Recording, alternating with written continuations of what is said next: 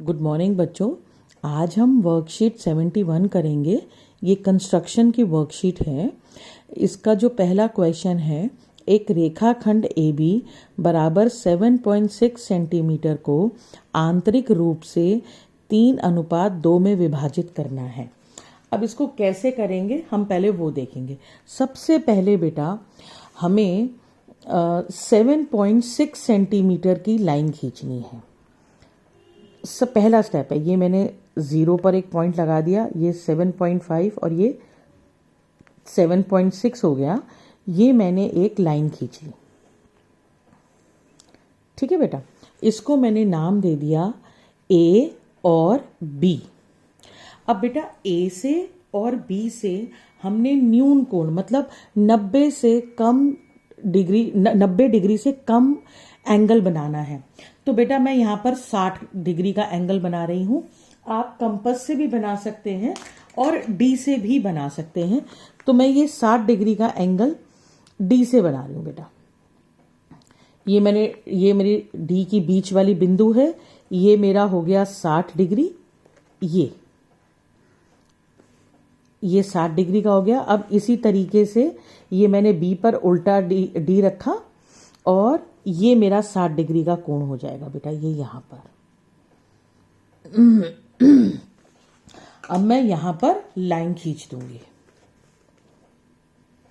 Line बेटा थोड़ी सी लंबी खींचेंगे, ये ऐसे और ये इधर ऐसे।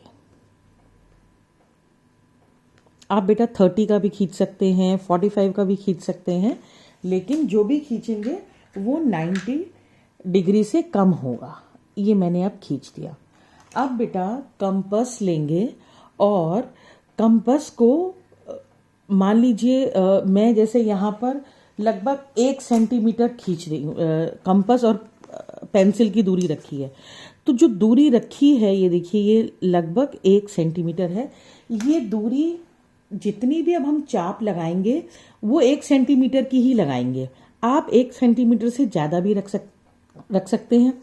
देखो बेटा, यहाँ पर अब जो चीज़ हमारे समझने की है, मेरे पास है 3:2। 3:2 इसको मैं लिख सकती हूँ 3/2। तो ऊपर की तरफ 3 चाप लगेंगी और नीचे की तरफ 2 चाप लगेंगी। ये देखिए, ये मैंने ए से शुरू करा, ये ए से शुरू करा और ये 1 चाप लग गई। फिर ये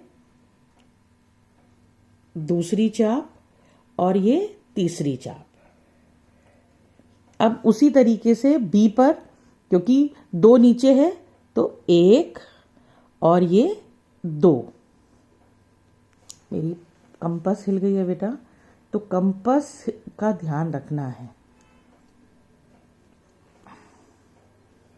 और ये दूसरी चाप। अब बेटा इस पे हम नाम लिखेंगे। ये है मेरा A1, A2 और A3 और ये हो जाएगा B1 और B2। बेटा ध्यान रखना, A के बाद A1 आएगा, ऊपर से लिख दोगे तो गलत बन जाएगा। अब मेरा यहाँ पर क्या है, ऊपर 3 है और नीचे 2 है, तो मैं इस 3 और 2 को मिला दूंगी।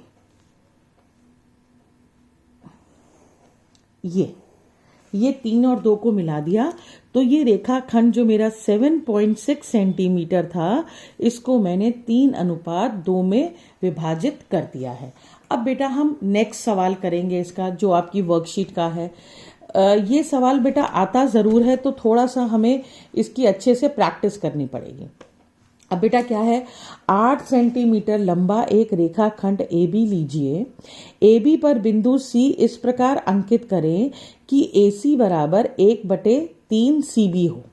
अब बेटा AC क्या है, यहाँ पे उसने डायरेक्ट आपको अनुपात नहीं दिया, आपको थोड़ा सा सवाल कैलकुलेशन करनी पड़ेगी। AC बराबर क्या है, 1/3 CB। तो मैं CB को नीचे लिख सकती हूँ। AC बटे में CB बराबर हो गया 1/3, यानी कि 1:3।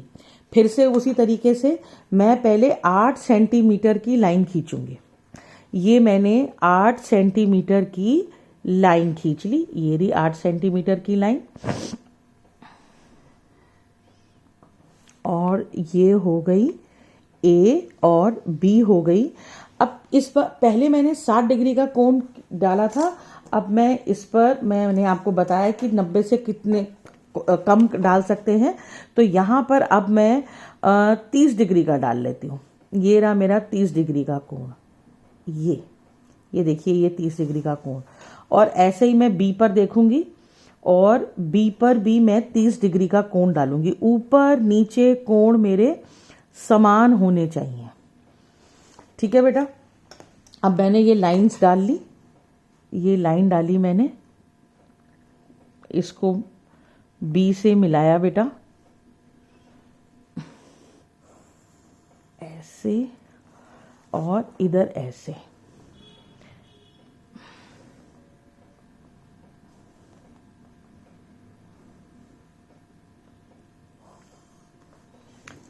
अब फिर से मैंने आपको बताया यहाँ पर कोण बना लीजिए, ये 30 डिग्री का है, ये भी 30 डिग्री का है।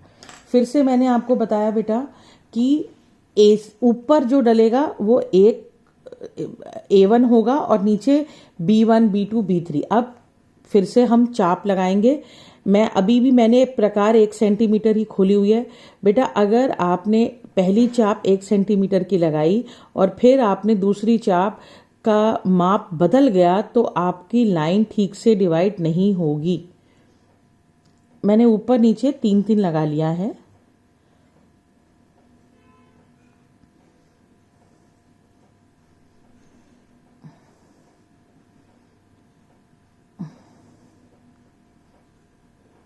ये अब मेरा ये हो जाएगा A1, A2, A3 और ये हो जाएगा B1, B2, B3।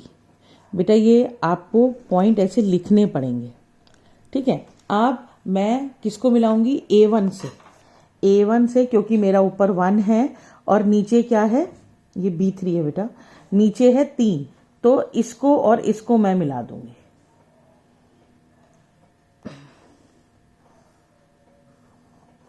तो ये मेरा पॉइंट C आ जाएगा। थैंक यू बेटा।